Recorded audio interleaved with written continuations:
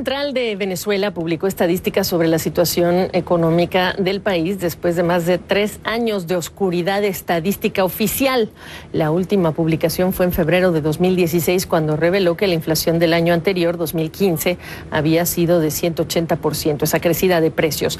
Los datos publicados este martes están prácticamente reflejando el colapso de la economía venezolana a nivel oficial, oficializándose entonces este cuadro.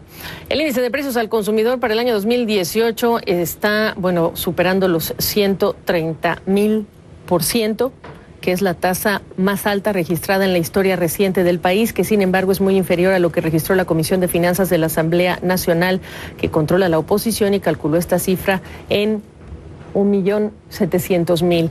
En contraste con ambos, el Fondo Monetario Internacional estima que la inflación en Venezuela, estaría acercándose ya a el 1,000,000%. Los datos arrojados por el organismo indican que el proceso hiperinflacionario que atraviesa Venezuela inició a fines de 2017 y se mantenía hasta el primer trimestre de este año. Este es el resumen, pero voy con quien sí sabe de estos temas, una economista, Tamara Herrera, directora de Síntesis Financiera. Nos acompaña desde Houston. A ver, ¿qué me agregas? ¿Cómo te va, Tamara? Gracias por la oportunidad. Los datos y la estadística en el caso de la inflación, ¿qué más agregas? Muchas gracias, un placer estar contigo, Gabriela.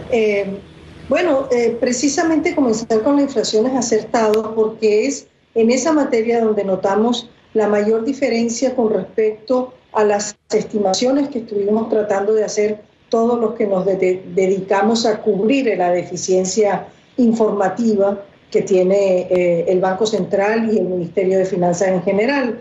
Esa inflación que acabas de mencionar es aproximadamente la 10ª parte de lo que estábamos estimando el resto. No quiero decir que es desacertada, pero sí es llamativo, es llamativamente baja, incluso comparada con la inflación de precios al mayor que acaba de presentar el propio Banco Central de Venezuela, donde al mayor es 3 veces mayor la cifra que a nivel del consumidor, cuando la del mayor, es la que alimenta la del consumidor. Esa es una incongruencia que hace pensar que ha habido algún tratamiento metodológico que suaviza la inflación al consumidor. En todo caso, se trata lamentablemente de una hiperinflación, y lo importante es que podamos seguir informándonos al respecto, y sobre todo que salgamos de la hiperinflación, que no necesariamente está a la vuelta de la esquina hacerlo, ¿no? Rara vez tenemos que hablar de un banco central, pero yo sé que para ti y para el resto de los economistas en este universo de economistas, pues se les habrá caído la quijada, levantaron ceja cuando el Banco Central rompe el silencio. Y yo, la verdad es que no he parado de preguntarme a qué lo estás atribuyendo, ¿por qué ahora sí?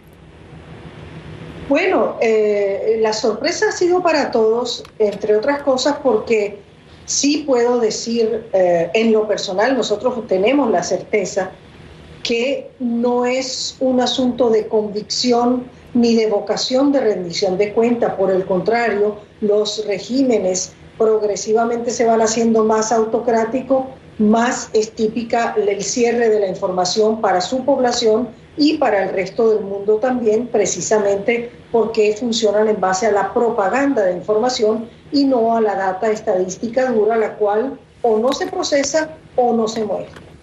En este caso, las inferencias que uno puede hacer son que esto ha sido una petición, puede ser de un país aliado que va a dar apoyo financiero, y hemos escuchado a lo largo de los años, una que otra ocasión, saber que las sugerencias de China, por ejemplo, eran por favor, haz un disclosure, muestra algo de la estadística, tienes que mejorar la rendición de cuenta.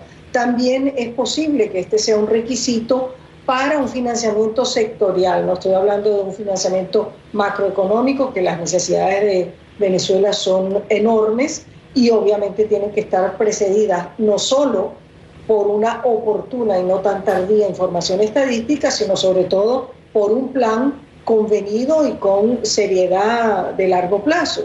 Y la otra cosa que es muy importante tener en cuenta es que la propia ley del Banco Central obliga en su artículo 7, donde se declaran sus funciones, el numeral 13 obliga a copiar, producir y publicar las principales estadísticas económicas monetaria, financiera, cambiaria y de balanza de pagos del país, y no se cumplió hasta ahora.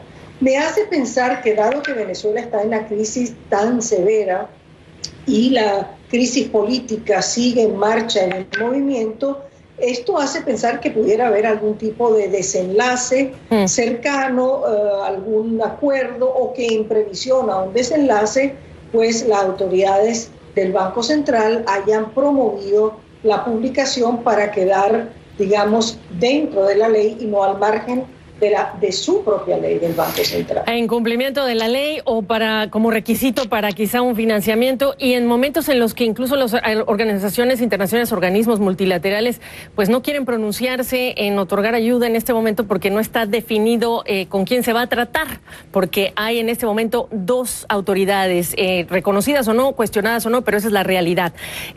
¿Dirías tú, para cerrar, este es un borrón y cuenta nueva en la conducta del Banco Central, o estamos hablando de una ocasión extraordinaria en vista de lo que me has dicho? Ojalá sea lo primero, y vamos a estar muy cerca de comprobarlo, porque si efectivamente es una restauración de la práctica de la disciplina que tenía hace muchos años el Banco Central, que era cronométrica en la publicación de sus cifras de buena calidad, eso lo vamos a ver en menos de un mes. Si en menos de un mes no tenemos una actualización de la información y de la recesión que está oficializada, como bien señalaste, entonces podremos decir que ha entrado en un curso de rendición de cuentas, sea por los intereses que fuera, pero son positivos y bienvenidos para el país, además. Claro que sí, la información siempre es importante tenerla, y más de un Banco Central. Gracias, Tamara. Gracias.